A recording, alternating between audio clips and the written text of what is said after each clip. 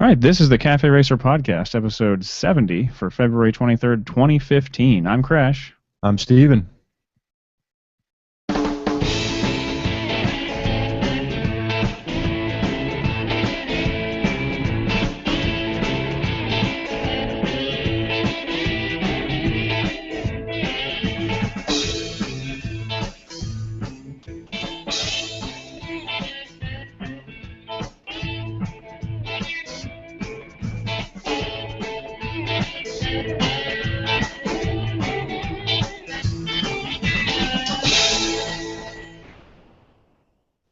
So how's it going, man? It's been a while.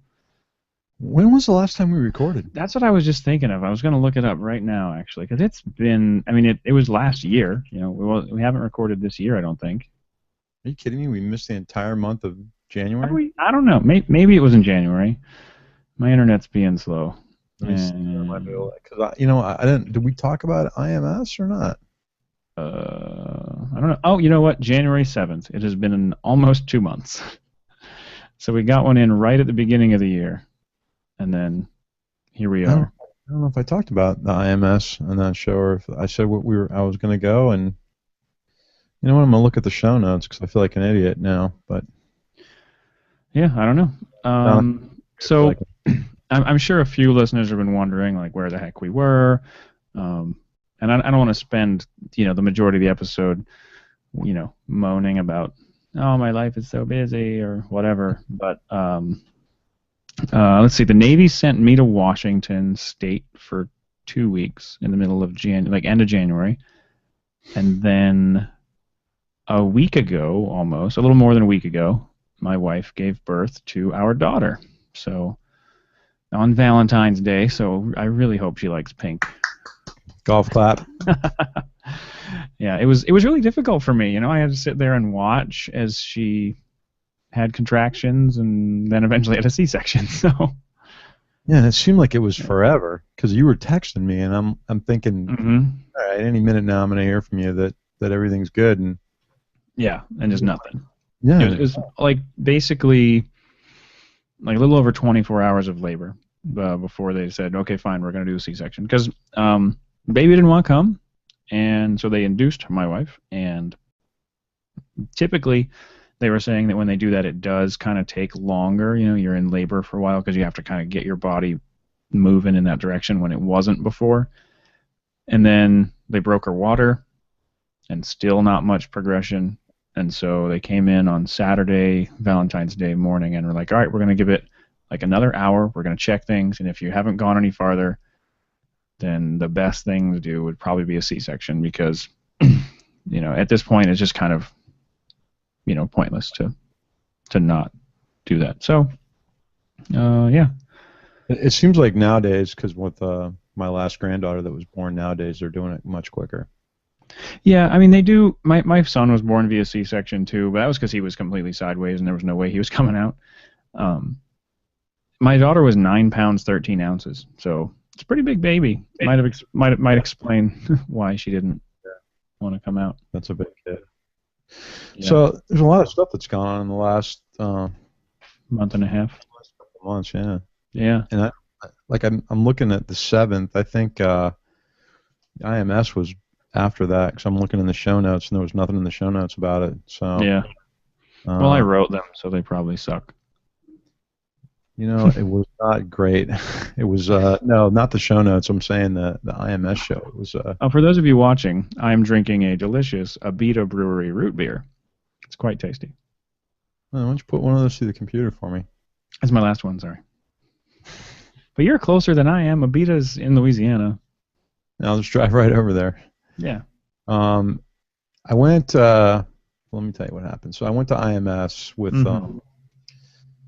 A couple guys that I'm friends with. That one of them is he's owned bikes in the past. He's owned Harleys and my buddy Rob, and then there was a guy we were with that's raced, and he was kind of looking primarily at sport bikes, but Justin, and I was really disappointed. I thought it was going to be, I guess maybe because I was always thinking of the LA and New York shows that it was going to be this big deal. Yeah. And, and I got to say, maybe it probably had a lot to do with the fact that it was Miami, so it was the first year for Miami. And I felt like, well, it's outside, it's Miami, maybe they're going to have demo rides. They didn't. And then, when you kind of think about it, Miami Beach Convention Center is in the middle of a highly congested area. It would have been really difficult for them to pull that off with the amount of traffic that was around there. But the show was pretty small. The highlights were that BMW was there and Honda was there. It's a fraction of the size of AIM, and I'm kind of spoiled, but, AIM's a dealer consumer show, and IMS is really a consumer show. Yeah, IMS is almost sort of like a traveling circus. Yeah. They move around. They go around a lot, from city to city. And there's the two big ones, like you said, New York and LA.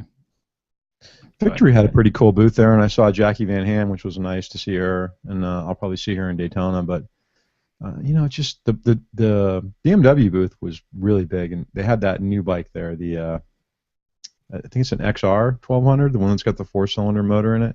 Yeah, like the kind of Ducati Monster competition. No, like Multistrada. Multistrada. Yeah. Sorry, Ducati Multistrada. They put a red one out there. People were getting confused that there was a Multistrada sitting in there. That's funny. It looks like a Multistrada and a V-Strom had a kid together, had an illicit love child. That's what it looks like. It's got a hint of the V-Strom beak in the front. I don't know. I thought the thing was ugly, but how I am. It didn't impress me too much in terms of its aesthetic. No. I mean, I actually kind of like the R1200. I think it's hideous, but it almost has sort of like a charm because it's so ugly duckling. I like it a lot. I mean, I've always liked, and especially the new Adventure. I like big, bulky, overweight motorcycles that can't go anywhere, but I think the thing's cool looking. But this thing, I don't know. I almost made a "why don't you get a Harley" joke, but in deference to our Australian Harley riding listeners who actually know how to ride their motorcycles, as opposed to the contingent of patch-wearing knuckleheads that live on our side of the pond. I'm sorry if we offended you, but I will refrain. Yeah. It's seriously in all good fun. Yeah, it's just. And I got to mention that because I was going to talk about it. It's one of my best friends ride Harleys, and it's not about the brand at all. Harley Davidson. That's such a racist sounding comment. Like, I know that some of my best friends are black. Best friends are alien. What does that even mean? Or some of my best friends are gay. Like, what? That doesn't mean you can't. That doesn't mean anything. No, but listen, it does for that community because there are some of those people in that community that won't ride or hang out with someone who's riding Harley Davidson. So. Yeah, I don't have that prejudice at all. I don't care what you ride. The truth of the matter is, I'll never say never, because there might be a day when there's a road glide sitting in the garage. Right. Yeah, I think the fit and finish on those bikes are phenomenal. Oh, absolutely. They're very well made machines, and I don't have anything bad to say about the bikes. I just don't like, part of the problem for me is the feet forward riding position. I'm not comfortable like that. Mm-hmm. If they had, and some of the bikes I'd rode at AIM, if they had mid controls, they would have been really nice, really cool. Yeah. But and just the cruiser style in general is just not my cup of tea. But then again, like the Indian Scout, I think is a neat looking bike. I like it. Again, it boils down to foot controls. Was Indian at the IMS? Yeah, they were. Oh, okay. I don't think I've seen them in person yet. No, it was a really cool looking bike, the Scout. I mean, I have not had a chance to ride one yet. They didn't have any demo rides there, but they're neat. Now the bigger, they're full dressers. Again, they're beautiful motorcycles. The motors look really cool on them. It's just not my cup of tea. It's not something I like. But you take some time and you look at the thing and how they're put together. Again, phenomenal fit and finish. You're paying for it, but then the Scout, I think it's like $11,000. So that's relatively reasonable. Let me check that. I could be wrong. Anyway, getting back to we got it. Just so you guys know, we're not having an inside joke here. We got an email from a listener from New Zealand or Australia, which in and of itself was really cool. The fact that we got somebody over there listening to us. Yeah. Hold on one second here. Let me just send. John Jones is checking in. He's going to come listen in. The guy was like, hey, you guys are always making fun of Harley Davidsons, and we actually ride our motorcycles, and yeah, absolutely, I know that, and it's all in fun. It's mostly poking fun at a small percentage of the ridership. That's it, really. And again, it's all in good fun. Listen, the cafe racer and vintage community gets poked fun. Certainly, the Moto Guzzi community gets poked fun at. They say they're 7-year-old guys with red suspenders. So, and I mean, there's also like those of us that ride cafe bikes and the sort of like dumb hipster thing. That is certainly there's a percentage of people riding around on cafe bikes that are probably just as obnoxious as anybody riding any other bike happens to be. So right, it's just it's. We all have our black sheep, I think. Yeah, it's all about fun, really. And the truth of the matter is if I don't have something with 2 wheels and somebody gave it to me, it doesn't matter what it is. I'm going to have it and ride it, even if it's an SR400. I'm going to have it and ride it. So you really don't like that bike. It's just about the joke, really. It does look like a horse that's had its back broken, but it's okay. I'm sure there's a bunch of cool ones out there that are done up. There are. Hey, speaking of that, I was kind of thinking the other day after looking at actually sitting on an IMS at a Ducati at the. I had a brain fart. What's that thing called? Scrambler, Monster. The Scrambler, the Ducati. Okay. So I was going back and I was looking at some past episodes. I was going to name Ducati bikes until you figure out which one it is. I figure it out. They we had something I posted a while ago about a kit in Europe that you could buy for the V7 Moto Guzzi that made it into a Scrambler, right? Yeah. So you pay the base price for the motorcycle, and then you're able to buy these kits to make them whatever you want. I kind of wish that Ducati would have done that with a Scrambler instead of coming out with those different versions of it, because you can't mix and match. Yeah.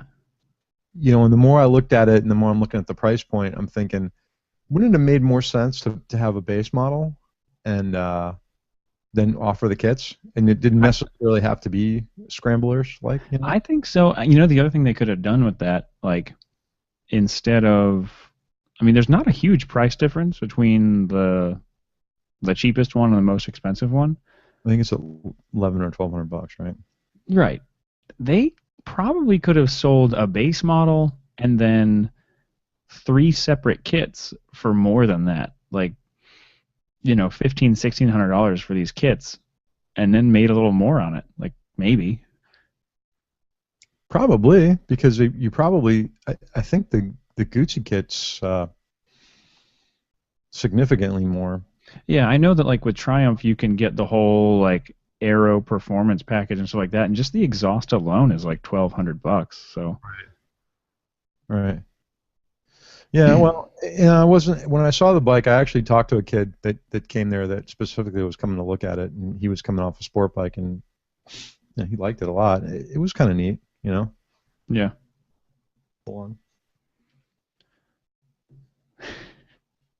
So nice to have a mute button. That would have blown me out completely. Yeah, I definitely take advantage of that.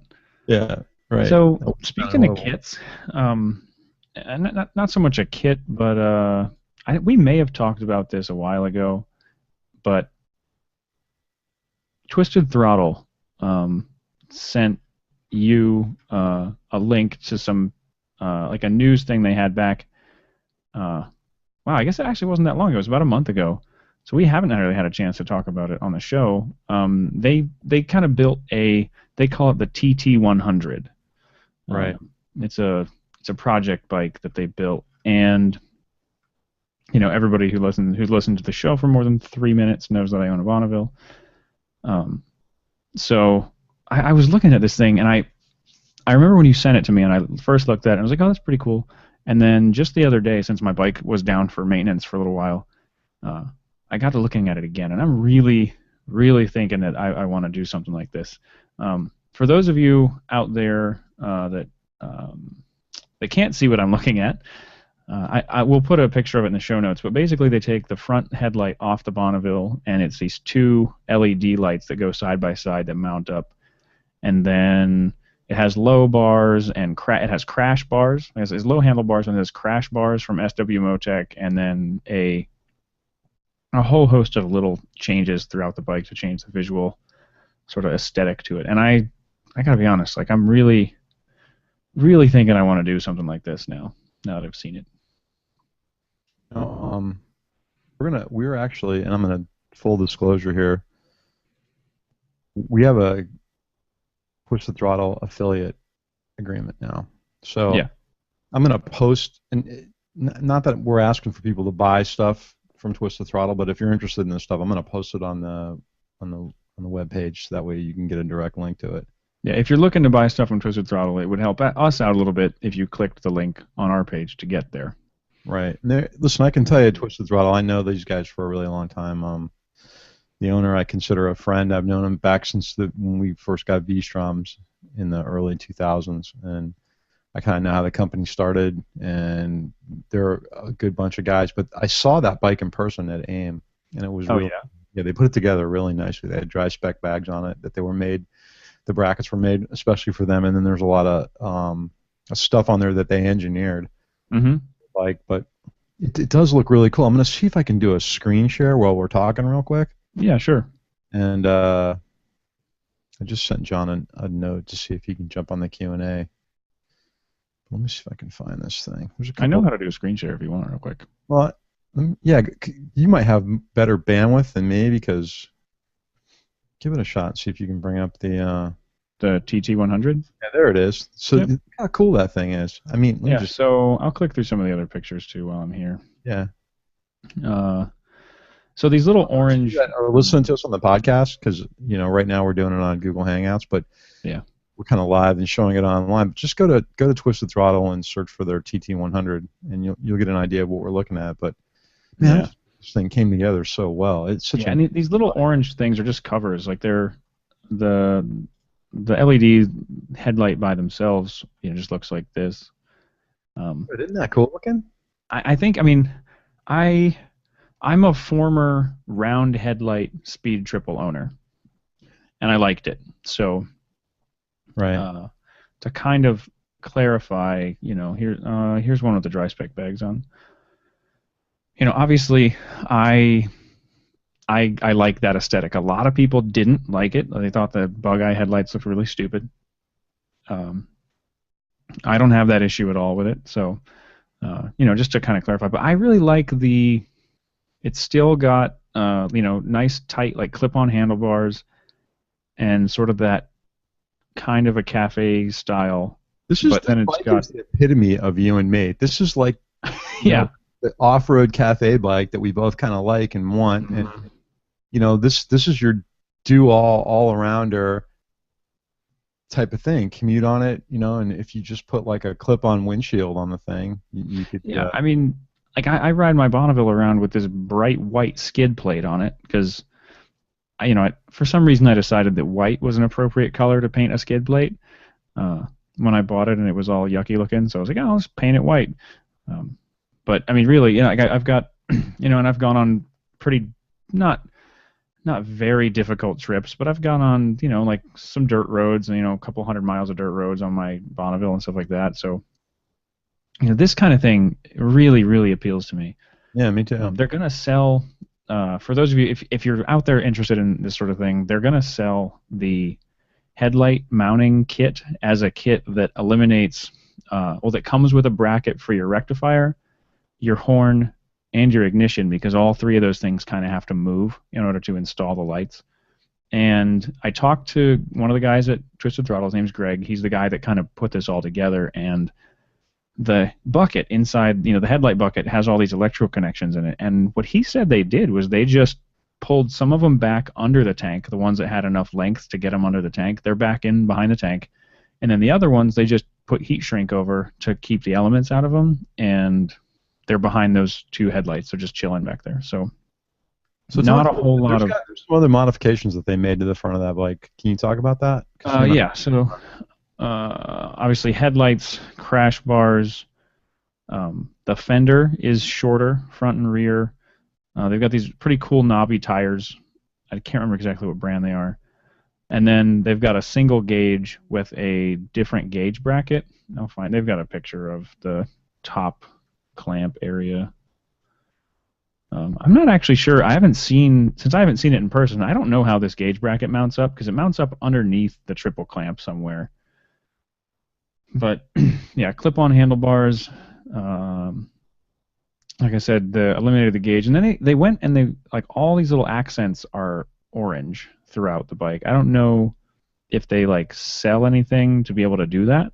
I think they do, and they actually talked about, there's a lot of RNG parts on there too. You can see the turn signals. Yeah. Yeah. I forgot about those turn signals. I'm actually thinking about getting those. I really like them. Isn't that neat? Yeah, so if you own a Bonneville, you'll see when you're looking at like the straight-on shot that the headlights now mount directly to where the rectifier used to go, and then they move the rectifier to where the horn goes, and the horn moves down from there. They have the little Denali lights too on the crash bars as well. Yeah, little spots. Yeah, scroll down, but that's to me, it's such a cool aesthetic, that whole thing. There's a picture. Oh yeah, here's one with the lights on. So you can see the little spotlight and then the two headlights. Yeah, I think it looks really cool. It has a sort of a Mad Max kind of style to it. Twisted Throttle is trying to become kind of a destination too. They've got, they're doing bike rentals now. You can camp on the property. They put a cafe in at the place, so it's. Where are they? New Hampshire. No, wait, Rhode Island. They're in Rhode Island. Really? Yeah. Let me just double check because I had a conversation with Kevin about this the other day. I'm gonna make a trip there. Yeah, Exeter, Rhode Island. Yeah, Rhode Island. That's cool. It's a nice area to be, like a nice area to go on some trips. Like you got the mountains right there. I'm sure there's some fantastic routes. The deal with them is that you couldn't get SWMOTECH in this country, and I might screw this story up a little bit, but I think Eric started the company in his garage originally. He worked in corporate America in some fashion or another, and it was basically about doing some group buys on one of the V-Strom forums for a bunch of people, and we wanted SWMOTECH stuff, and you couldn't get it, and he made a deal, got a group buy, and then before you know it, he's distributing it, and right. That was it. So I've SWMOTECH's a German company, right? Mm-hmm. Bags Connection too. It's the same company. Yeah. They make some really good stuff. If you're looking for touring or adventure accessories for whatever bike you have, definitely check out Twisted Throttle, because SWMOTECH and Bags Connection make some really high quality stuff. They make as an example, I had a center stand on my Triumph Bonneville or my Triumph Speed Triple. There isn't one from the factory for that bike, and SWMOTECH makes one that mounts up in a perfect location. It looks like it's factory installed, and I loved having that thing. It was fantastic. It tracks as well too. So the factory bags that come on the Moto Guzzi and some other bikes as well. The V-Strom Adventures, they're tracks bags. Those are SWMOTECH. I didn't know that. Yeah. Yeah, and I spent a lot of time messing around with the Bags Connection stuff because it's not, if you get the whole electric kit for the Bags Connection, it's a little pricey, but it's really clean the way it's done. So it's got the mount that goes under the ring for the filler, but once they've got power to it, it's super clean and it looks really good. They have some neat stuff, and it'll fit really well on any kind of bike, pretty much. They have a pattern for almost all the bullet holes, but it's kind of cool. So speaking of them, they were at, and there's something else that kind of wanted to talk about, a new little piece of kit that I picked up there. They had one of the things at IMS that was kind of hokey was, instead of having a company have its own booth, they had like a kiosk kind of in the middle where there was 4 companies sharing a booth that just had a display, and there was a Twisted Throttle display in there. I'm like, that's kind of lame. I wanted to see those guys, but I looked over and they did have a booth there.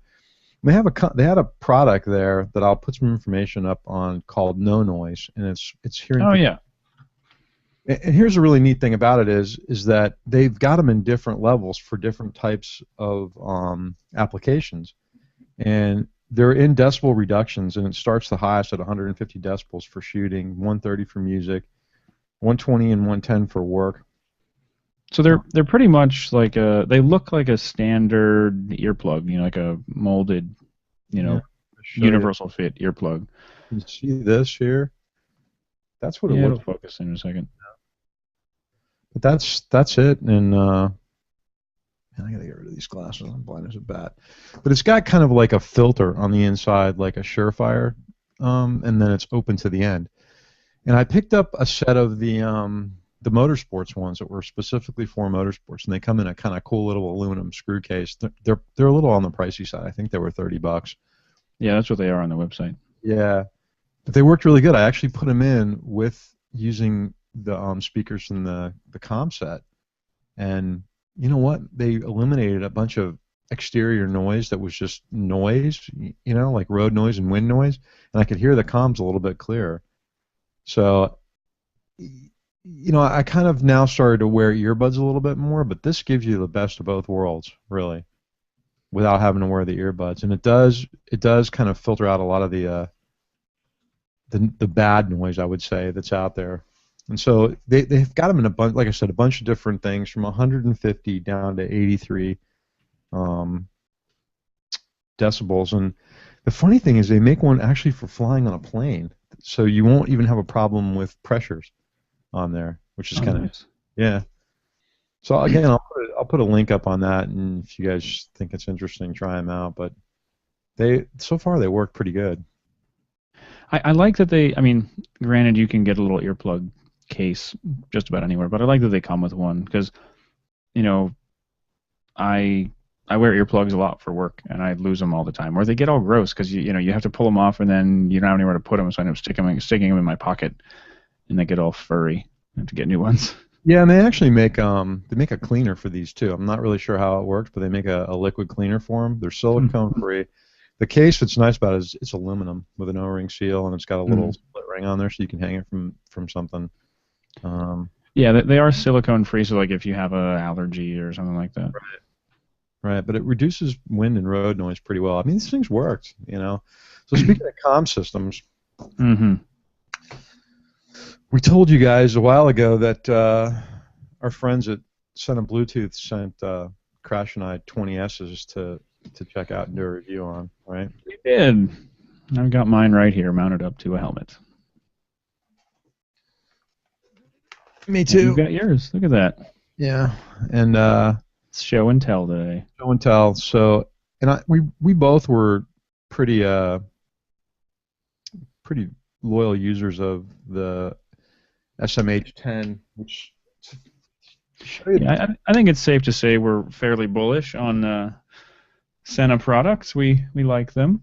Well, and I've used other stuff too, pretty extensively. I had a bunch of Cardo Scalas. I've used those too. And here's the difference between the 10 and the 20, just the way they look. Actually, that goes like that. But so I got to tell you that I was like getting really frustrated because I hooked the thing up, and one thing about the Nolan helmet, as you can see, is there's this plastic piece that runs here. I got my 10 here too, so yeah. Plastic piece over here makes it kind of difficult to clamp anything to because it's pretty thick. If you notice, I kind of notched it over here for the wire for the microphone, but the Nolans. This is one of the original N90s had the really big NCOM door here, and like I was telling you when I first got this helmet in Daytona and bought it with the SMH10, there's a piece that fits in this door, in place of this door, that you can mount the SMH10's mount onto. The problem is it sticks out like that far. It's way big. When they did that, they actually cut this. There's a circuit board in there that they cut out, so you could never use another NCOM in this helmet again once they made that modification. Well, when I went to the SMH10, I couldn't really. I took it off that door. It was just too big. And actually, originally when I had it on there, it was a Scala. It wasn't an SMH10. It was one of the Scalas. I'm mistaken. So I changed that out, and then I had like double stick Velcro on here, and the thing kind of like fit like this on here with the Velcro, and it just wasn't the best solution. So when I first got this, I tried to mount this the same way, and I was having problems with it cutting out really bad. I'd hear maybe the left speaker than the right speaker, and just all of a sudden I wouldn't hear anything. And I'd go to wiggle it, and it would work. And I was thinking, what does that have to do with the mounting? Maybe the thing's not, you know, maybe it's pinching a wire someplace, or it's not mounted right. So I went ahead and I notched the bottom of the helmet a little bit where there's a little spot where the wires go in, so I could fit the clamp in there. And then I realized that idiot me didn't have the module clipped into the bracket all the way. It had nothing to do with how that thing was mounted on the helmet. It was the fact that this piece there's a little button here that you push that unlocks this thing, and it comes off, and you can hear a click. Mm-hmm. And I didn't have it all the way in there. I just kind of had it like pushed in and sitting on there like that. And it wasn't making good connection, and you actually have to push it all the way and get it to click in and get it to lock. See, it's not even locked there. It's pretty... Yeah, you have to push it down really hard. Like, not, I mean, obviously not, you know, you're not going to crush it, but the thing about that is harder than you'd think. Pins are recessed, and it's one of the nice things about the 20 that's different from this unit is the fact that on this, the pins are not recessed. They stick out, and that's been a failure point. Yeah. This is recessed here, but the pins aren't. So if you kind of like got this thing, a couple times I had tried in the past to line this up while it was on my helmet, and not you can bend a pin. So in the 20S, the whole thing's recessed. But the idea is there's a flexible gasket there that you have to push through and make a nice tight connection, and it makes it a bit more waterproof. But once I got it hooked up and did it the right way, it seems to be working fine. Now, one thing I did do, Crash, is I figured out, remember you and I had talked about recording Bluetooth from the phone? Mm-hmm. I found an app that does that, and I did 2 separate files at different speeds. Nice. I'll post those so you can hear what they sound like. So I did a direct comparison, you know, showing... I got to try mine today. What'd you think? Call. Yeah, so during I actually have not ridden my motorcycle with the exception of yesterday for about 5 minutes the entire year. Brief story, on the way to Arizona to visit my wife's family, the speedometer started going crazy. It started indicating 140 miles an hour, which was the maximum the speedometer would go to. And I was legitimately doing like 80 or 90 because I had my GPS so I could see how fast I was going. And when I came to a stop, the speedometer would only go down to like 25 miles an hour. It would sit there at like 25. So something had gone wrong inside of it, and I was honestly not very happy with the speedometer to begin with. So while I was in Arizona, I looked around online, found a different gauge made by Koso that I thought I liked better, and I bought it, got it shipped to my house, and then needed to figure out a mounting solution and waited on the guy that I knew to make a mount, various things. Didn't ride the bike. Got the 20S in, played with it in the house, but never got a chance to use it. Well, today, finally, 2 months into the year almost, I was able to get on the bike and commute to work. And the first thing that surprised me was how quickly the 20S connected to my phone versus the 10. You know, before it would play its little startup tone, and then I'd wait 4 or 5 seconds, and then it would do a little beep beep, and then say phone connected. Well, this thing, as soon as it's done booting up, it's like phone connected. You know, I was like, oh, wow, that was really fast. And then, you know, had no problems with call audio. The only thing that I seemed to notice was, since I hadn't used it yet, the volume was a little too high. Mm-hmm. It seemed like I had to spin the wheel a lot to get the volume to come down a noticeable amount. There is a gain on there, though. Yeah. So, I mean, I got it. It works fine. It sounds great now. And then on the way home, a guy I work with called me. He didn't know I had left, and he called me. And he had no idea I was on a motorcycle. You know, I'm just riding along, talking to him, and he's like, so, you know, he asked me something about work. I was like, yeah, I'm not even at work right now. He's like, really? I was like, yeah, no, I'm on my motorcycle riding home. He's like, wow, that's really clear. I can't tell. So if people don't believe you, it happens to me a lot. The other thing that I like about it too is the app, because now with this you can connect to the app on the phone and do all the settings adjustments yes, adjustments through the app instead of having to hook up to the web, or not the web, but the computer-based system, which I always had a problem with because the Mac version of it was really buggy, and so I had to get a PC to do it, to have it connected. Now, as soon as you connect Bluetooth to your phone, you turn the app on, it's right there. And you can actually program your radio stations like that. You can program your speed dial numbers in there, which I don't know if you've tried those or not. They're really convenient. So I haven't tried that yet, no. I had those set up on my SMH10, and really it's kind of cool because it's just like 2 clicks of the back button, the phone button, and it'll tell you speed dial 1, speed dial 2, and like I have the house number just set up on speed dial 1, so 2 clicks and then a push of the jog wheel and it's calling the house. I actually got the FM radio too, and man, it sounds great. It picked up right away, picked up the channels that I had pre-programmed in. I never really thought I'd have a use for the FM, but I kind of like having it now.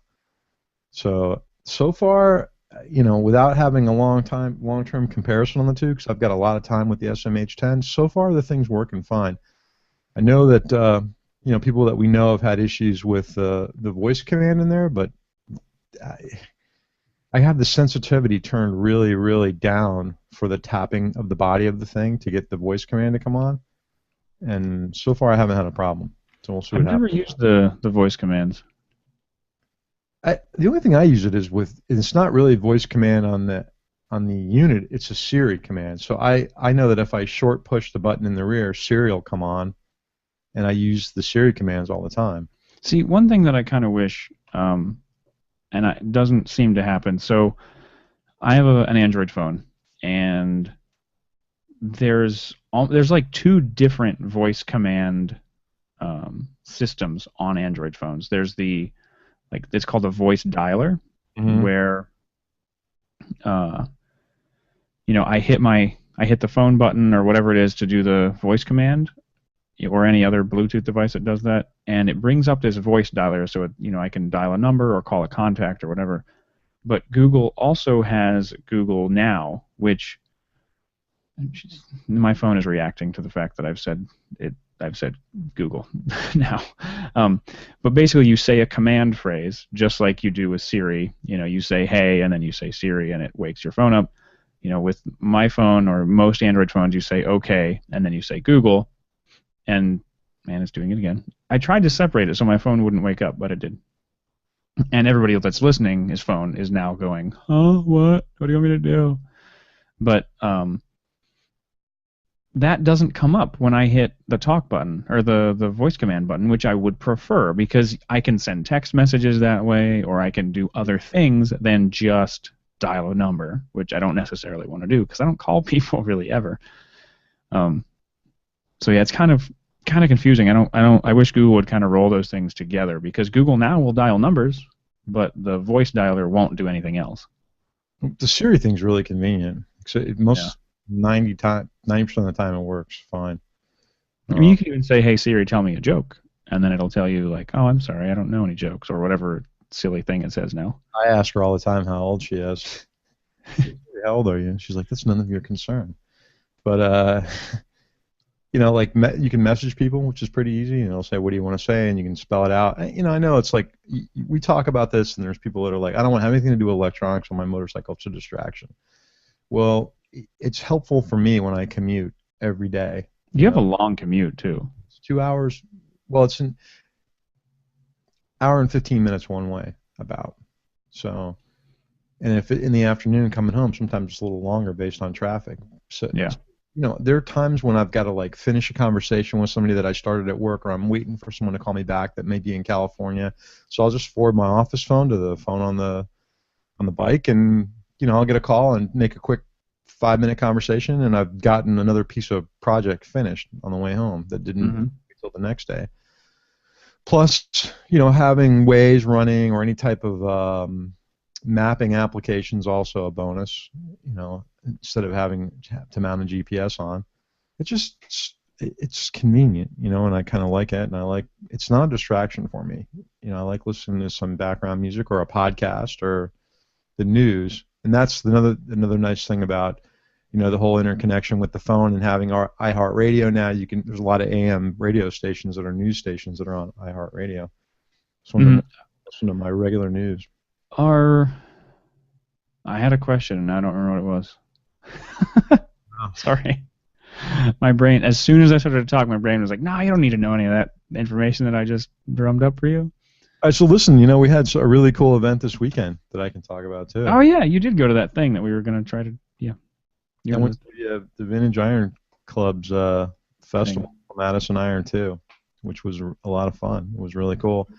And I saw the Urias family from Colombia, or from Brazil, the 4th generation Globe of Death show. Oh yeah. Yeah, That's the like metal ball with the people on motorcycles riding around. Yeah, I got some videotape of it, and I interviewed the two guys that kind of are the direct descendants. They're fourth generation, and the one guy's son, he'll be the fifth generation doing this thing. But it's two brothers, and then the one brother's wife, and the other brother's girlfriend, and there was three of them riding inside this thing at one time on Yamaha motorcycles. Well, the wife stood at the bottom of the ball. It was really kind of wild. So I got some videotape. I got some cool interviews. I did a few interviews at the show. I honestly, Crash, I wasn't feeling 100%. I guess because we were there early in the morning setting up, I might have got a little dehydrated and got a bit of a headache. And so toward the end of the day, I was kind of fading. But I posted a bunch of pictures on the Facebook page from our friend Kelly Tickner and our friend Mark Davis, and there was some really cool stuff going on there. So I saw those. It looked like a good time. Yeah, it was. A lot of people there, and it's for a charity. It's for Canine Companions for Independence, and AJ Brockman was there, the owner of a really nice place we like to go to called Brew House Gallery here in North Palm Beach, where they have coffee, craft beers, charcuterie, cheese, plates. It's really nice. But yeah, we had a good time. It was a lot of fun. Go to the webpage. I think we're the second podcast in the history of the world to use the word charcuterie. The first, of course, being the Cleveland Moto podcast. I actually had to look it up when they said it. And now it's one of those things, there's a phenomenon for that where, you never heard of a word in your life, and then all of a sudden now you see it everywhere. So I looked it up because I thought Phil made it up, and it's not. And then my wife's like, oh, yeah, I know what that is, because she's a foodie. And she's like, yeah, meat plate, smoked meats and dried meats. And then I went to the brew house, and they've got it on their menu. And theirs is actually, it's like $15 or something, and you get this giant platter of meat and cheese. It's great. But the other thing that they do there that's kind of cool, I don't know if I talked about that before, is when you get like an iced coffee there, the ice cubes are made out of coffee. Yeah, really? Yeah, so throughout the night as your iced coffee's, starting to melt, it doesn't water down. You just get more coffee in it, which is kind of cool. Yeah. That's kind of funny. But, yesterday was, or Saturday was a lot of fun. It was a good time. I just looked up the worst picture of any kind of charcuterie can you ever. Share the screen so we can see it? Yeah, this is happening right now. And share. Present to everyone. I don't know. Like, that's some kind of, like, souse loaf, aspic, like, meat Jello nastiness. Hold on, all I see is our logo. You don't see it yet? That's sad. I'll just send you a link or something, because it's gross. Quentin just posted in the Q&A. I had to Google it. Yeah, I didn't even know how to begin to spell it. Here's the definition. It's CHARCUTERIE. Charcuterie is the branch of cooking devoted to prepared meat products such as bacon, ham, sausage. Don't know what that is. But I don't know what that is. I don't know what that is. Pâtés, confit, primarily from pork. Charcuterie is part of the... Where are you reading this? On the Q&A. Look on the Q&A. Quentin just posted it. Oh, thanks. Thank you, Quentin. Amira probably knows what it is. I got to get her back on the show. Huh. All right. Well, I'm gonna post into. Put the picture up there. I want to see how disgusting it is. I tried. I don't know. I'll try it again. What you're trying to post, is it? What's that? Never mind. No, it's not like. It's not something disgusting. No. I mean, it is disgusting, but it's not something inappropriate and disgusting. No, what's wrong? I'm doing nothing wrong. That looks like sushi to me. Yeah, except that this is like meat Jello. Like it's an aspic, like souse loaf, or I'd eat that's that. the only one I can think of. Or like head cheese. I actually like head cheese though, so don't Oh, all right. I don't have a problem with that. That just sounds gross. It sounds gross, but it's actually really tasty. And I like Jello. I can't do meat flavored Jello, which is what I think of it. I guess you've never had gefilte fish then, huh? No, that's fish in lye, right? It's fish Jello. Is what it is. That's fish soaked in lye. No, that's lutefisk. That's that. Yeah, lutefisk. That's the one. No, gefilte fish is like, it's like a Jello. Like it's a gelatinous fish goo. That honestly, I've never had it before because it looks really disgusting. But meat products like ground up raw, like I love steak tartare. You never had that before? Mm-mm.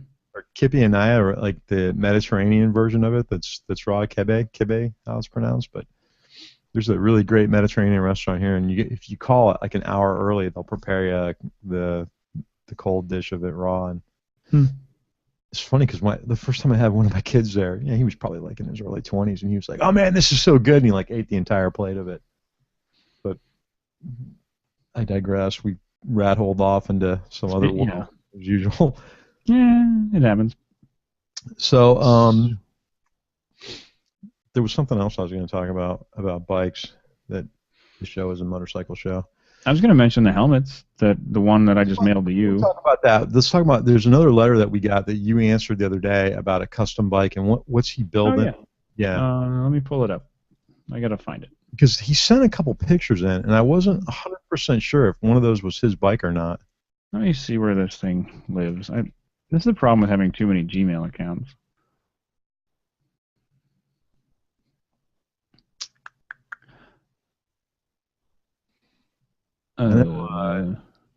Okay, so this one is, he says, "Hey, love your podcast. Spent 12 years in the Navy as a corpsman," which, for those of you that are not familiar, that's like Navy medics. There's actually more of them than anything else in the Navy. They're the largest job in the Navy. Just got a Suzuki M50 Bomber. Was wondering if it's possible to turn it into a cafe-style ride. Where would I start in terms of shops? And he says he's in the Temecula area, so it's actually not that far from me. And then he said he'd like to end up with something similar to the BMW on the right. So if I can get the screen share to work, we'll see. Can you see this yet? You see a motorcycle? No, not yet. I just seen our logo. There it is. How about now? All right. So this is his M50 Bomber, which it looks okay. The Bomber's not really my thing, but it's a motorcycle, so I'd ride it. Really, what he needs to do is put a tail section on there, and the only thing is it's going to be tough with the controls where they're at, right? It appears like it might be a hardtail as well. So, and I mean, obviously, if it's a hardtail, that frame has been cut up a decent amount. It might. I hate to say it might be more than it's worth to try to convert it. M50s are 850 cc's, right? Are they? I think so. Sounds about right. They are, and it's shaft driven. I don't know. I can't tell if it's a hardtail or not for sure, but it looks like it might be. You know what? Go ahead and leave that up there. I'm gonna check something real quick. So I think I'm actually gonna click over to. So he wants something kind of like this guy. This BMW that is now on the screen. Can you see it? Yeah, and the thing again, I've never been. I don't really see the difference between. They're both kind of in the Bobber family in my mind. Yeah, I mean this one has rear shocks. It's got clip-on bars. It's got a high-up tail section as opposed to. Where do those rear shocks connect? See where my mouse is? It's like right there. There's the body of the shock connects like halfway down the actual shock to the frame. I'm just not a fan of that aesthetic. That's just not me. I mean, I think it looks pretty cool. You like not having any kind of, like a tractor seat attached to the tank like that, which is probably attached to the frame, but not my cup of tea. I mean, the thing's again, this thing's probably got rear sets on it. His pegs are back somewhere, whereas the picture he sent us, back to that, he's got forward controls. Yeah, it's got forward controls. I mean, I think my reply was something to the handlebars too. You notice that? What's that? He's got some real rise to the handlebars. Yeah, something that I was thinking. I think I might have said it in my reply that like, really anything is possible with enough money. Just posted on here 819 cubic centimeters, 50 cubic inches. Thanks. Thanks, Quentin. We really appreciate the assistance with the Googling and the conversions and whatnot. Google Lewis is helping us out here. No, and I appreciate it because I didn't want to go look it up. And a buddy of mine's got a Volusia, basically the same motor in it. Yeah. You know, and the bike's kind of a dog, honestly. I wouldn't want to discourage anybody necessarily from trying to do like a pretty substantial project, but this is going to be a lot of work for sure. Because you got to change the front end, or at least get rid of that rise on those bars, and then he's got to relocate the controls. Otherwise, it's not going to be comfortable to ride. No, I once saw. No, go ahead. No, I'm just kind of looking at it now. No. I once saw a guy on a V-Rod.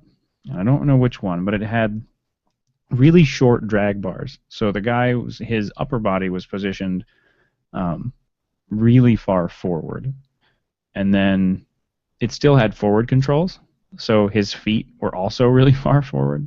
And that looked like the least comfortable thing I've ever seen in my life.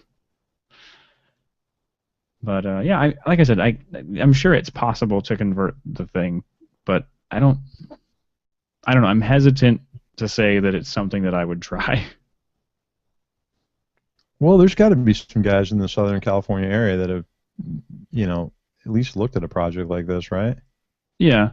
I recommended I don't know the area up in Temecula really at all, and I don't know that many shops down here. The only kind of custom shop that I'm really familiar with at all is Cerberus, which they do good work from what I can see. Is a really stand-up guy. He's not going to screw anybody over. In my opinion. So it'd be. Dave would probably give him a really honest opinion as well. Yeah. I can't see Dave doing anything other than saying, this is a good idea or a bad idea. Not just saying, oh yeah, totally, we'll do that, and then just taking gobs and gobs of money. That's not the kind of person that Dave is. Right. Yeah, I just he's got a lot of work into that bike now, making it look like a bobber. So to bring it back, and I'm wondering from his email, I'm thinking he might have bought that bike as it is from someone else. That's a possibility. Let us know. What you think you want to do with it, or if we're speculating wildly about things that are completely incorrect. Well, I definitely, and I sent him, a follow-up to your email. I just said, keep us in the loop and send us pictures of what you're going to do and how it's going to look. Because I'd like to see it. And, if it might come out a lot nicer than what I'm thinking. I just think it's going to be a lot of work. Yes. And they might even have a kit out there, too. Is there not somebody that's doing an M50 kit? I thought there was. I don't know. Rika does one with the smaller one, but... 650, that's the Savage, right? Yeah. Right. Or whatever it is now. C50 or something. Something like that. Yeah, Suzuki's naming convention. There's something else I wanted to talk about real quick was we added a link on our homepage to start gathering emails for a newsletter. And really the intention of this, in my mind, was just to be able to communicate with the audience on upcoming events that might be in their area or in general. So if you're listening out there, I know that there's been a lot of people that have been liking us on Instagram and Twitter that are clubs. So please send us information about your club. Send us your website. Send us what events you have. If you have a bike night, we'll get it out in the newsletter too. And then if you have some sort of an annual type thing like the Vintage Iron Club's festival, we'll get that out in the newsletter as well. Also, any deals that we come across, when somebody, like the thing with the Brute coolers for me, which is completely unrelated to motorcycling, but I got a deal that I could pass on to people. I'd like to put it out in the newsletter.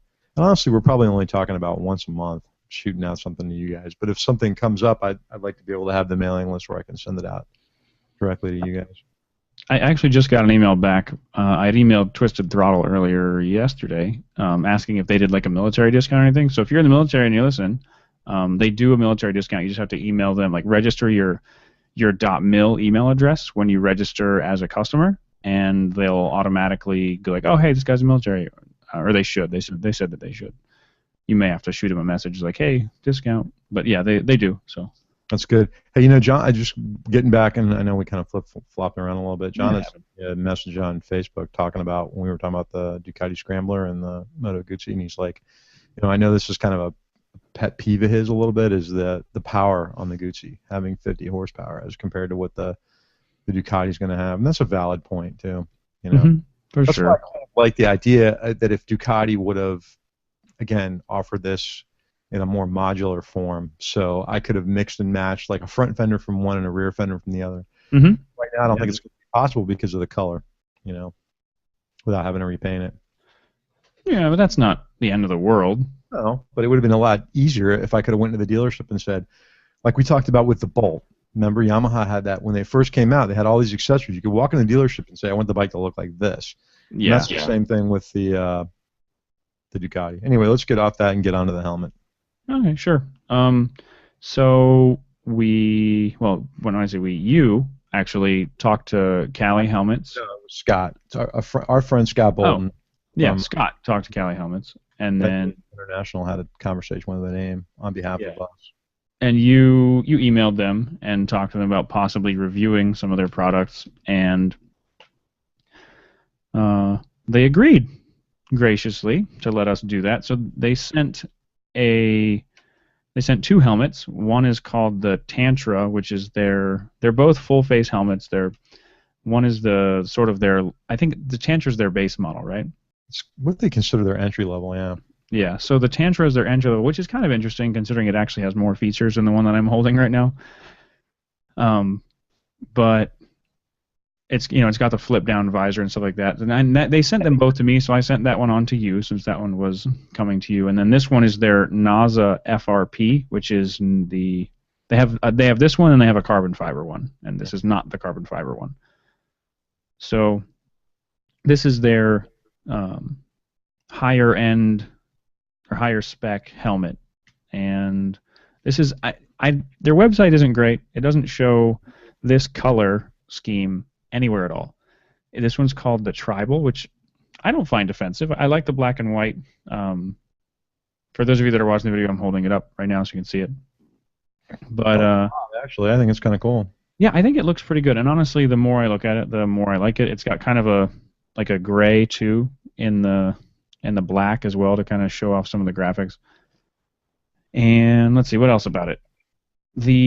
I've ridden it with it once now to work and back, and I've got not a very long oval head, but I've got more of an oval head than I'm not like a total round top of my head, and I got a little bit of pressure right back here and like the base of my skull from where, if you feel your head, you've got a little like bump right there, like right where your skull kind of stops. I got some pressure right there, but I'm fairly certain I'd get a headache if I rode for a long time in it, but I'm probably just gonna squish down the padding inside with my hands and alleviate that extra pressure. Is it something that can be adjusted, let's say, or not really? Well, maybe adjusted in the same way that I adjusted my Bell 500, which was jamming my thumb up against the actual EPS liner inside and smushing it down some, which admittedly is compromising its usefulness to a certain extent, but it's only in a very small area. Yeah, I don't think I would do that, actually. I definitely did that on the Bell 500. Yeah, and I didn't have to smush it down a lot. It's only like maybe a couple millimeters to just relieve some of that extra pressure. Like I said, I haven't had a lot of time with it, but the liner, the actual like cloth liner where your head goes, feels great. Like it's really, a nice quality material. It feels like mounting my 20S was very simple. I didn't have any problems with that. Mm-hmm. I am definitely going to miss, while I'm reviewing this helmet, my photochromic visor that tints in the sun on its own. I got on the bike and I'm like, wait, I have to put sunglasses on again? What the heck is this? But, that's I don't know how much one of these runs, to be honest with you, but I'm fairly certain that my other helmet is a lot more than that. Cali's got some really interesting technology that they do. Yeah, let's talk about that actually. Yeah. Like, why in the heck Cali helmets is even a thing we're talking about? Right, and it's something that I'd actually like to get them on the show at some point. I know they've done some of the other podcasts out there, and I'd like to have them discuss how it works, because they do like a direct, instead of having a gap between the helmet, whether it's fiberglass or carbon fiber, and then the EPS, it's directly bonded to the helmet. Yeah. Right. So like a typical helmet, you got the shell, and then there's the expanded polystyrene. The styrofoam layer is glued to it, and so there's an air gap in there. And then these don't have that. The expanded polystyrene is, I don't know exactly how they do it, but it's basically like made inside the helmet, so that it's bonded perfectly. From what I understand, they've got it patented. So, yeah. One of the advantages I've heard is that they can make their shell thinner. Instead of having as thick of a plastic shell, they can actually make their plastic shell thinner, because it's all bonded together. Right. Pretty cool. And they it has to do with, for their impact tests, the way that they probably have a pretty significant impact test, better than anybody else in the industry. So, like I said, I don't really want to sit here and tell you the wrong thing on it. We'll have them on the show in the future, and that way we can kind of give you an update. Yeah. On this as well. They also use sort of the benefits of like pyramid like shapes inside their helmets. There's different densities of foam or of EPS that help to dissipate the energy differently, because one of the biggest things with energy dissipation is just directing the force in another direction. Right. And by creating these sort of high density triangles or pyramids inside the styrofoam layer, when it's impacted on one of those points, the energy is also deflected outward into the other lower density polystyrene. I think it's lower density anyway. But yeah, it deflects the energy sideways instead of simply smashing. It's also deflecting the energy outward. Listen, they're designed to, there's a whole reason why vehicles now have crumple zones, and that the vehicles pretty much self-destruct when you even get in a low-impact accident, because it's absorbing the energy. The old train of thought that, I need to be in this 1972, Fury that's solid steel, that's not helping you. That's actually worse, because that impact energy is transferring those solid parts of that car into the soft part of you. There's actually a video, I think, of a Chevy Bel Air and then like a new Impala or something smacking into a wall at the same speed. Right. And it's amazing. Like the Impala looks better when it's done, or the older car looks in better shape after it's done getting slammed into the wall. Like more of it survived, but the passengers are toast. Right. And it's the exact opposite with the car in the newer car. The newer car is destroyed, but the passenger compartment is pretty pristine, and the passengers. This is one of the reasons why, if you do have an impact or with your helmet or an accident, or it's a significant drop, don't use it anymore, because the EPS has done its job. Same with bicycle helmets too. You take a pretty good fall on a bicycle helmet, get rid of that thing after that. It's done. It did what it was.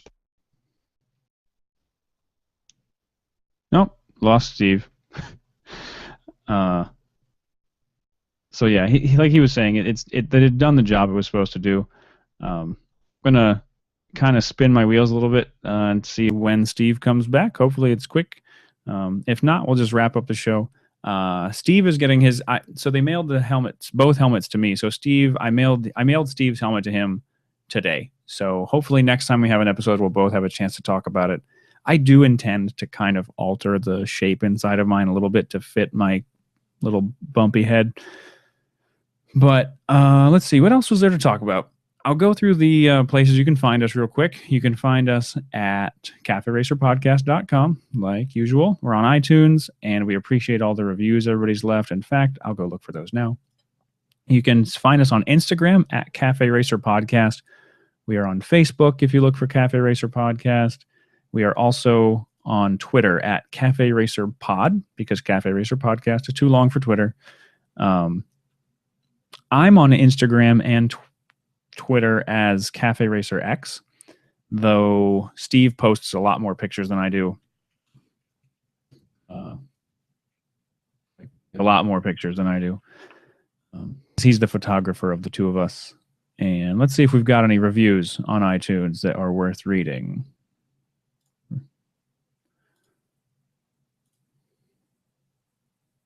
All right, so I don't know if we read this one, but we got a good 5-star review from Mindfield7. It says, "Do you like bikes? Then this is for you. Great show, thanks. Appreciate that."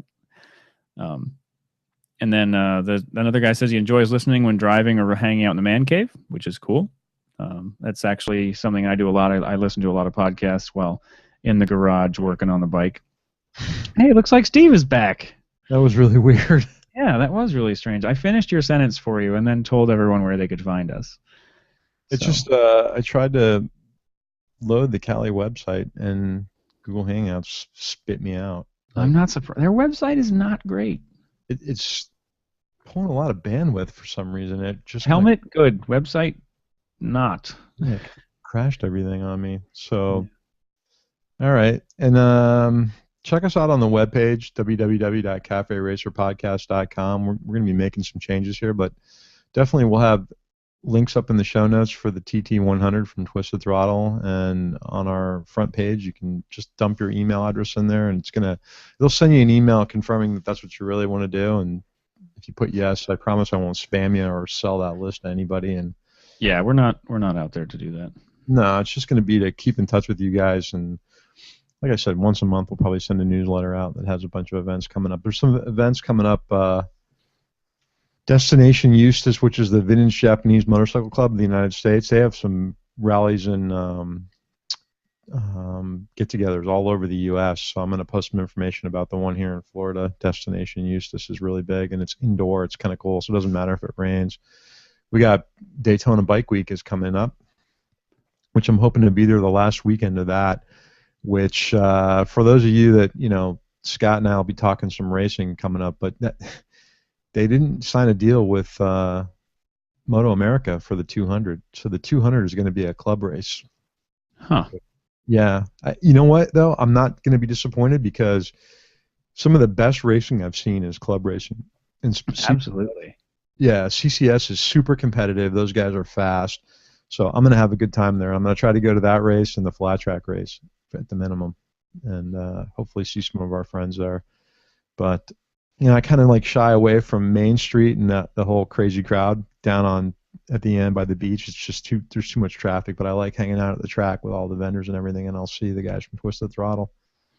I know that we've been talking about this for entirely too long, but we actually, for real, have a new logo. Yeah, we do. Really close. We're in the final stages of revision. I'm going to go ahead and give a shout out to Sean Wallace from I don't want to. He's the guy behind. He's the artist behind Cafe Danger, which is a pretty cool website that sells T-shirts, cool Cafe Racer T-shirts. I've got one, but he's also he's a graphic designer, and he does commercial graphic design and all kinds of art projects, stuff like that. He did this really cool. You can find him if you look for Sean Wallace on Etsy. He does these really cool prints, which I'm going to move my camera so you can see mine. I didn't actually tell him I was going to buy this thing, so he didn't try to give me a discount. But this is just a cool line drawing he did of a Ducati.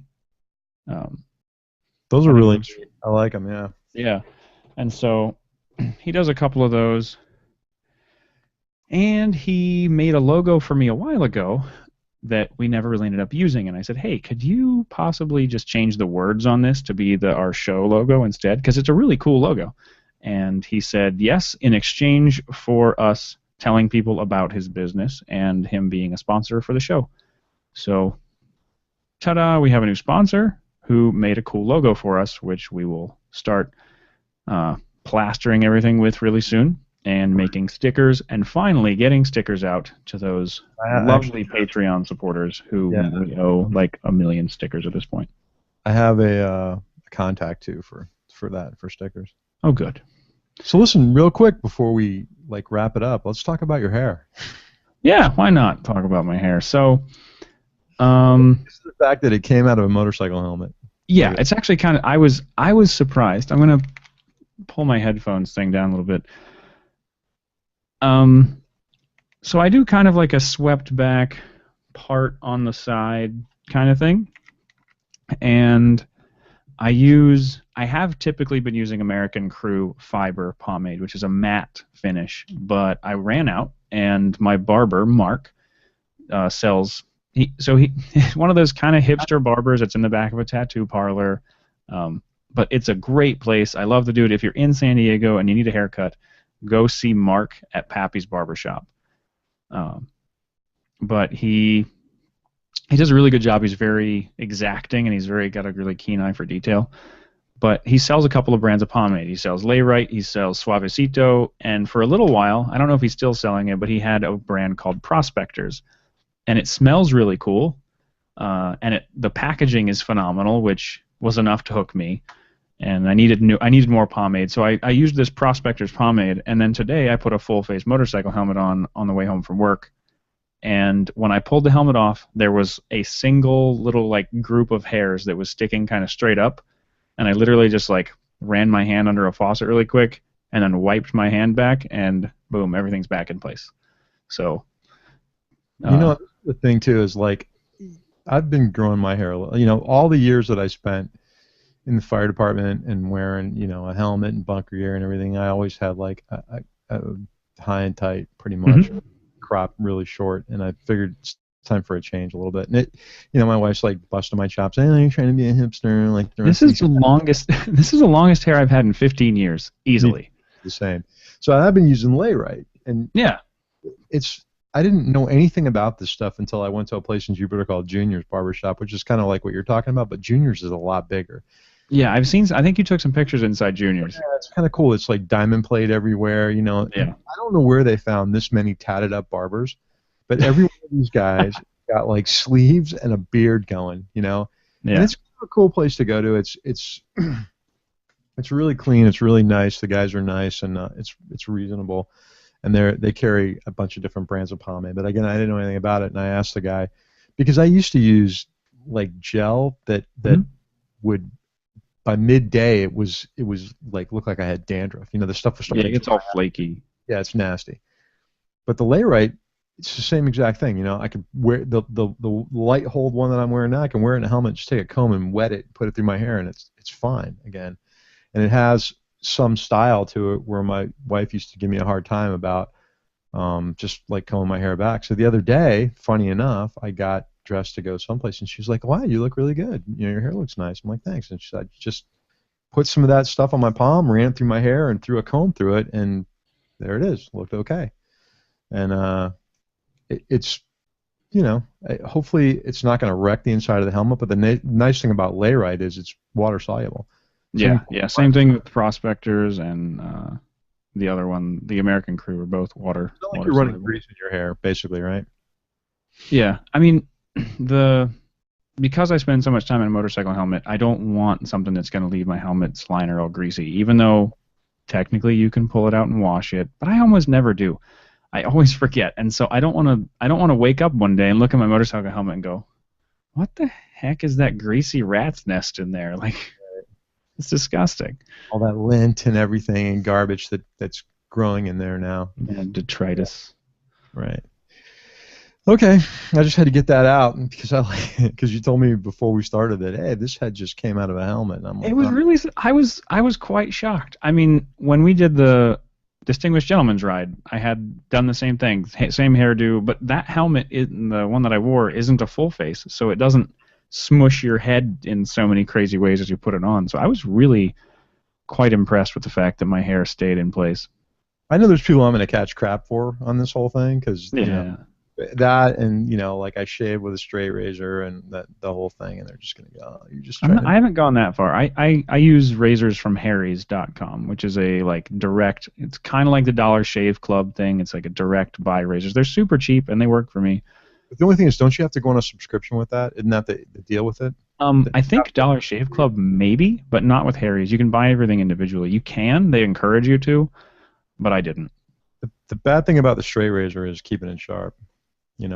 Unless because you really need to run it on a strop before you use it, and after a while it's got to be sharpened. And there's like 9 million YouTube videos on how to sharpen them, but I screw it up, so I send it off and have it done.